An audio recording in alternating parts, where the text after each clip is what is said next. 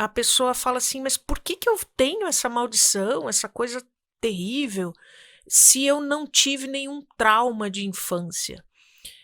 E, na verdade, é aquela história que o diabo mora nos detalhes. Uma psicóloga e uma missão: ajudar as pessoas com ansiedade disfuncional crônica com uma alternativa definitiva para o seu problema. Eu sou a Elsie, eu sou psicóloga e eu compartilho aqui no meu canal as histórias dos meus pacientes, dos meus alunos do meu programa e a minha própria história com o transtorno da ansiedade e do pânico com o qual eu sofri por 17 anos. O meu objetivo é mostrar como esses transtornos realmente funcionam e como é possível tratá-los definitivamente, mostrar o que funciona e o que não funciona e mostrar um caminho possível para a cura. Vem comigo, que eu vou te mostrar o que eu aprendi com a ansiedade.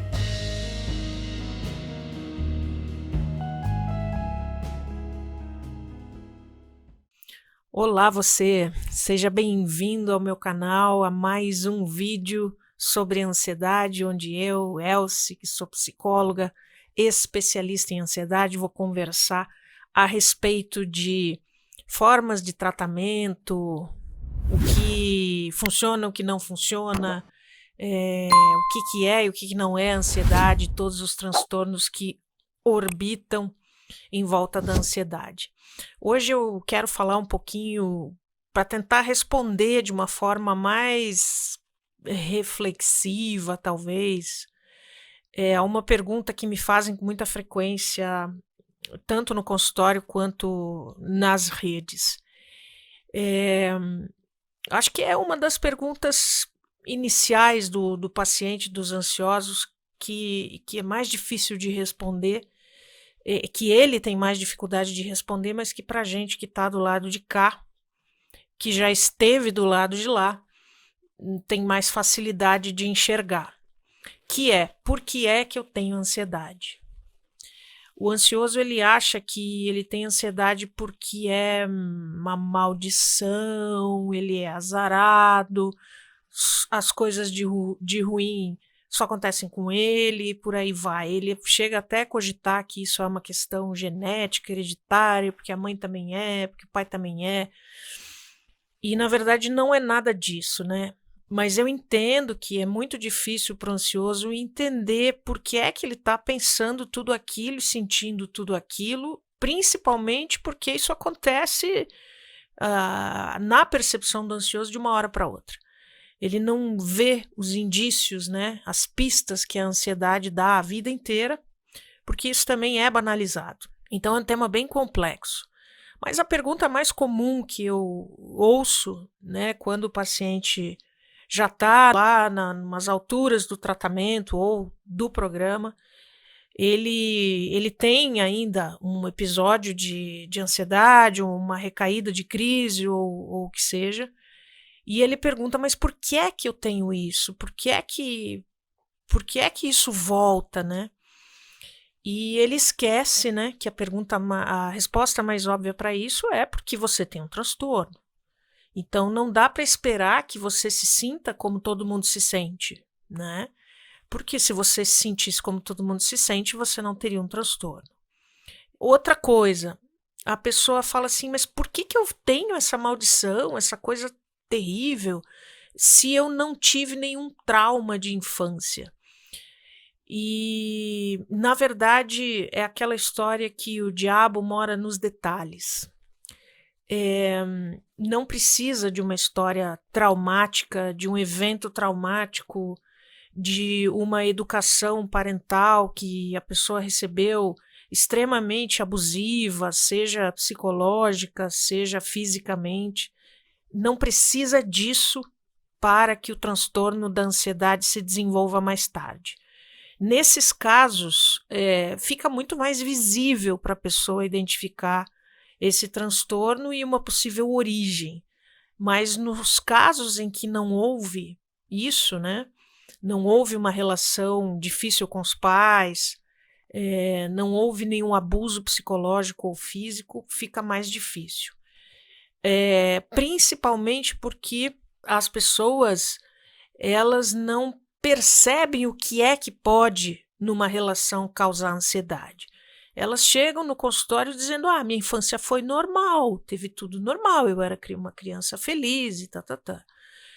Então, essa percepção ela é muito, muito superficial, digamos assim.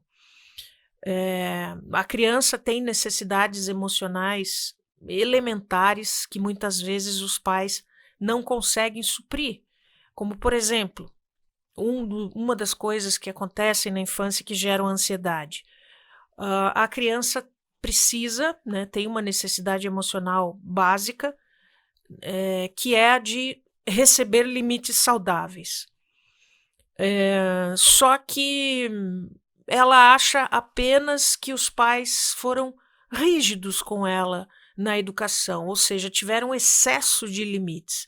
Era não para tudo, tinha que ser do jeito que eles queriam, eram bastante controladores, com uma moral muito forte, exigentes, né? Críticos, punitivos. Uma coisa que para a criança, quando ela virou adulta, era o jeito de ser dos pais e o tempo meio que curou isso. E na verdade não é isso. Essa ferida não cicatriza porque o excesso de limites faz a criança, quando ela vira adulta, né, desenvolver várias travas emocionais. Ela vai se sentir insegura, ela não vai saber tomar decisões, ela vai sempre decidir pelo medo, porque foi assim que ela aprendeu. Ela não vai saber ser espontânea, porque sempre que ela ouvia não e por aí vai. E a gente sabe que isso que eu estou falando é um dos traços do ansioso. Então, para vocês verem que não precisa necessariamente uma coisa super traumática ou uma experiência marcante para que a ansiedade se instale. E isso é uma forma bastante generalizada, né, bastante superficial de dizer que a ansiedade ela é consequência do estilo de vida que a gente teve desde que a gente nasceu. Na própria relação com os pais, uma relação de uma geração, né, muito pautada nas regras, muito pautada em exigências, muito pautada em estimular os filhos para que fossem competitivos, para que performassem bem, e isso acaba atrapalhando. Tudo isso que eu estou falando é o aspecto cultural que influencia as pessoas a terem ansiedade. Agora, por que é que ela se tornou o mal do século, né? Na verdade, ela não é o mal desse século, ela sempre existiu. E eu queria falar um pouco sobre essa questão mais profunda, que é a questão evolucionista, né, do sentimento da ansiedade, desse mecanismo que nos pertence como uma forma de proteção dos perigos, né, desde que a gente é gente, né, desde que o homem está na Terra e desde que os animais estão na Terra também, porque eles também possuem esse mecanismo de proteção, e eu queria falar um pouco sobre isso. A gente sabe que os distúrbios da ansiedade eles se manifestam de várias maneiras, né? Desde as mais simples, digamos, mais generalizadas, como a TAG, né? O transtorno da ansiedade generalizado, até um grau mais evoluído, que é o transtorno obsessivo compulsivo, né? O TOC, por exemplo, passando pela ansiedade social e que acaba desembocando em quadros mais graves como o pânico ou fobias específicas, como a fobia de impulsão. Então, cada quadro é sustentado, né, por vários mecanismos. Então, cada quadro tem uma dinâmica, cada quadro tem uma gravidade diferente, mas a mecânica que está por trás, os mecanismos que estão por trás de todos esses quadros são os mesmos, que são os esquemas de evitação e de esquiva. Em outros casos, existem outros esquemas mais elaborados, como a privação de afeto ou o esquema do abandono, o esquema autopunitivo. Também são características de alguns tipos de ansiedade mais elaborados e mais graves, eu diria assim. Também existem casos que o paciente, né, o ansioso, ele tem dificuldade de lidar com problemas existenciais, né, como, por exemplo, o fato de que tudo muda, de que as perdas são inevitáveis na nossa vida, né, de que eventos ruins vão acontecer e essa pessoa tem muita dificuldade de lidar com tudo isso e ela acaba sofrendo um tipo de ansiedade. Então, assim, por causa da natureza complexa da ansiedade, a gente tem que sempre olhar para ela, né, abordá-la por uma série de ângulos diferentes e dar para o paciente ferramentas diferentes para lidar com ela. Como eu também sou ansiosa e como eu também sou temperamental e muitas vezes não aceito alguns fatos da vida, eu venho de longa data usando as práticas de mindfulness por vários anos para trabalhar com a minha própria ansiedade, que vai aparecendo nos eventos do dia a dia e também nos tempos difíceis. Eu tive que lidar com a minha ansiedade nos tempos de pandemia.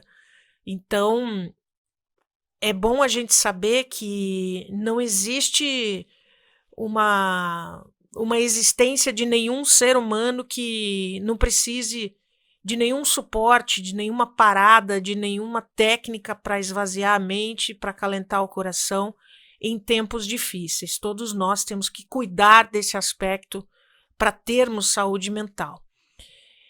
E assim, a ansiedade é uma coisa extremamente difusa e difícil de lidar, né? Se os profissionais da área, muitos profissionais da área que não são especializados em ansiedade, têm dificuldades para entendê-la, imagine os pacientes. Então, a gente tem algumas estimativas que pelo menos 30% da população esteja sofrendo com os distúrbios da ansiedade nesse momento. E eu acredito que isso é até maior, mesmo agora, em fins da pandemia. Eu acho que esse número ainda tá alto, mais alto do que antes da pandemia. E a gente tem que se perguntar, né, como é que esse número chegou a esse ponto, né? É apenas esse aspecto cultural que a gente vivencia dentro das famílias, de famílias que forçam muito a criança ou, né, os humanos a performarem, são muito exigentes, ou então, por um outro lado, são muito negligentes, não existe um equilíbrio aí. Será que é um aspecto só da nossa sociedade que se tornou muito competitiva, principalmente por causa das redes sociais, né, que estimulam que a gente seja bacaninha para ser aprovado, né? Ou será que é uma coisa hereditária? Né? Será que a gente realmente herdou isso dos nossos pais, dos nossos familiares? E aí eu quero falar um pouquinho desses dois casos. Eu acho que, na verdade, isso é um acidente evolucionário. Explico.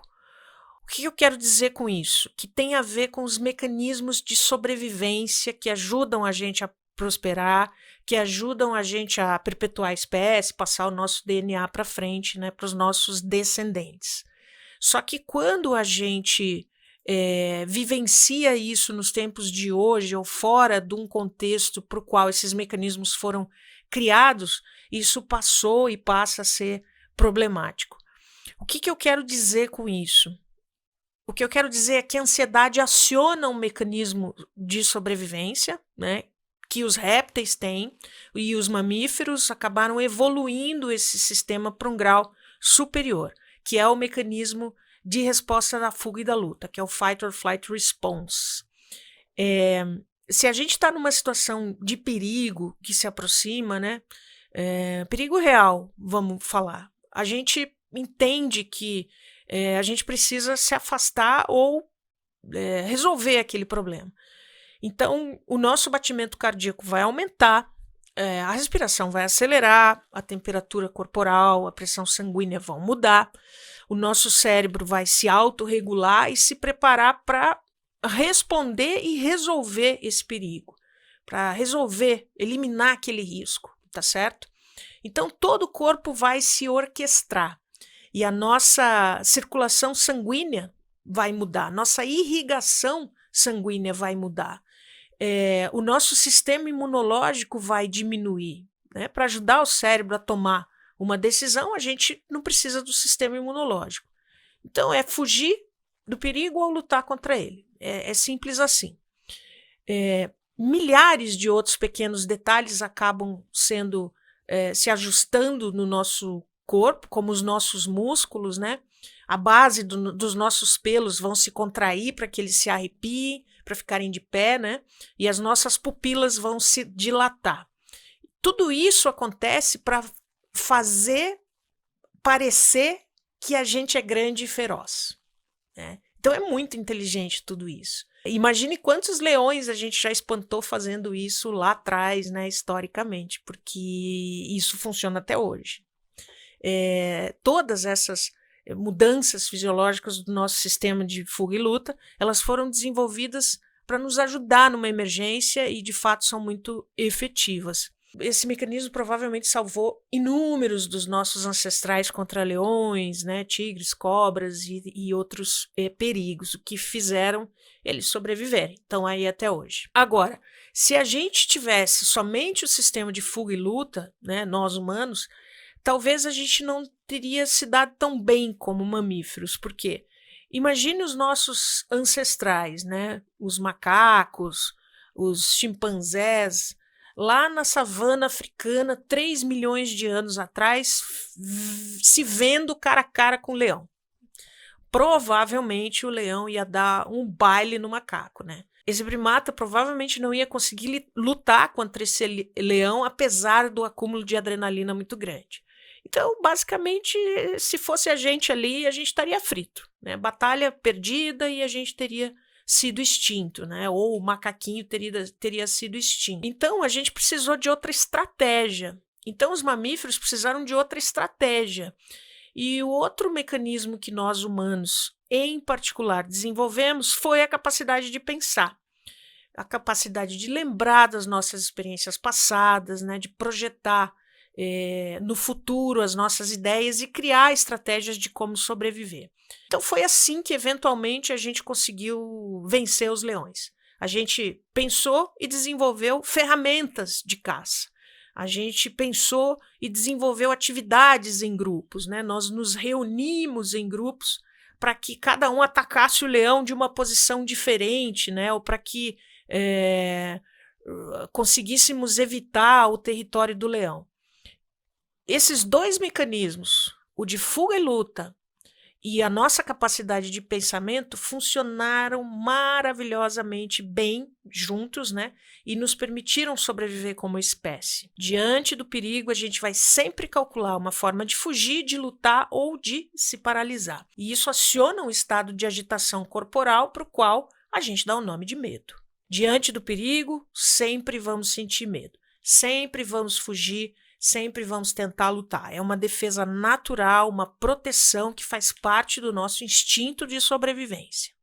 Só que esses mecanismos não fazem uma boa função quando é para atender uma coisa muito importante, que é a do pertencimento no grupo em que convivemos. Se nós não tivermos a percepção de que pertencemos ao grupo, a mensagem de perigo para a gente é enorme. Nós somos seres sociais, nós vivemos em bando e para nos sentirmos pertencentes, para nos sentirmos amados e aceitos, esses mecanismos são ineficientes, são insuficientes. O fuga e luta e o pensar. O que acontece quando você coloca dois humanos juntos? A gente pode pensar em todo tipo de coisa que vai acontecer e todo tipo de coisas que podem dar errado nesse momento. Nosso sistema de fuga e luta e a nossa capacidade de pensar funcionam muito bem para nos permitir sobreviver numa situação de perigo, mas não funcionam para nos fazer sentirmos amados. E aqui é que entra uma questão. Quando o ser humano se sente não amado, ele foge, ele fica ansioso, ele aciona um mecanismo que é para fugir de um perigo real. Então, como esse sistema não funciona, a gente sabiamente, né, o nosso Criador, a nossa evolução, sabiamente desenvolveu um outro sistema extremamente elaborado que só nós temos e que só nós vamos conseguir acionar quando nos sentimos rejeitados, excluídos, à parte, não pertencendo. É o nosso sistema de afeto. Nós, mamíferos, e principalmente os humanos com maior destaque, fomos mudados fisiologicamente quando estimulados pelo afeto. O nosso sistema sensorial todo, que recebe a mensagem de afeto, do toque, do olhar, das palavras amorosas, da percepção de aceitação, de que eu acertei e agradei o outro, isso libera serotonina e dopamina no nosso aparelho encefálico, no nosso cérebro, que vai para o nosso corpo e toda uma orquestra corporal começa a trabalhar a favor do mesmo objetivo: eliminarmos o perigo de sermos excluídos. Só tem um detalhe: ao invés de acionar a ansiedade para fugir, o sistema de afeto, ao invés de agitar o sistema nervoso, ele acalma. A serotonina e a dopamina são neurotransmissores, são hormônios que, quando caem na corrente sanguínea, desligam o sistema de alerta, desligam a agitação, fazem a gente entrar em relaxamento, em prazer. A dopamina é o mesmo neurotransmissor, o mesmo hormônio que é liberado quando a gente faz exercício e quando a gente faz sexo. Só que a gente não sabe usar esse sistema, nem um pouco. Não veio com manual e nem nos avisaram que a gente tem esse sistema com esse propósito. E é muito importante entender que nós, humanos ansiosos, a gente está usando um sistema arcaico que serve para lutar contra um leão, para eliminar o risco de sermos rejeitados e para nos sentirmos amados. Resumindo, em outras palavras, a gente está usando arco e flecha, a gente está usando ferramentas, né, para caçar, quando na verdade o que a gente precisa é de um abraço. E basicamente é assim que a ansiedade disfuncional trabalha. Ela usa um mecanismo arcaico para eliminar um perigo potencial subjetivo que nos passa uma mensagem de rejeição, de que não somos bem-vindos no grupo, de que não estamos agradando. Então tem uma notícia ruim e uma notícia boa, né? A gente tem um sistema arcaico sendo usado, mas a gente tem um sistema bom que a gente não está usando. E outra notícia boa é que é possível, mas nem tudo está perdido, porque a excelente notícia é que é possível aprender a usar esse sistema mais elaborado, o sistema afetivo, para fazer o mesmo trabalho. Porém, a consequência de usar o sistema de afeto não é o medo, não é a fuga, que é a consequência de usar o sistema arcaico. A consequência de usar o sistema de afeto para a gente se proteger é o relaxamento, é a capacidade de tolerar as adversidades com resiliência, com aceitação e com serenidade. E isso é o que a gente chama de maturidade emocional. Esse é o processo que você pode aprender a fazer. Esse é o nível de resposta que você pode ter no seu corpo e no seu psicológico se você aprender a usar o seu sistema afetivo a seu favor. Parece um mistério, né?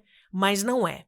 Quem é da área da psicologia especializado nesse assunto vai saber fazer. Bem, espero que você tenha gostado dessas ideias apresentadas aqui. Tem muita coisa para falar sobre isso, eu poderia ficar aqui 3 horas falando, mas eu quero te convidar para dar um pulo lá no meu blog, para que você conheça os materiais que eu estou escrevendo, os artigos dentro da área da ansiedade. Eu acabei de lançar o blog, então dá uma entrada lá, www.elsieherbert.com.br, que tem coisa para você lá toda semana. Não esqueça de se inscrever no meu canal aqui no YouTube também. Compartilhe esse vídeo com o grupo da família, se você quiser. Dê o seu like e deixe seu comentário aqui para eu saber o que você achou dessa maluquice toda que eu estou falando. Um grande abraço para você e até a próxima.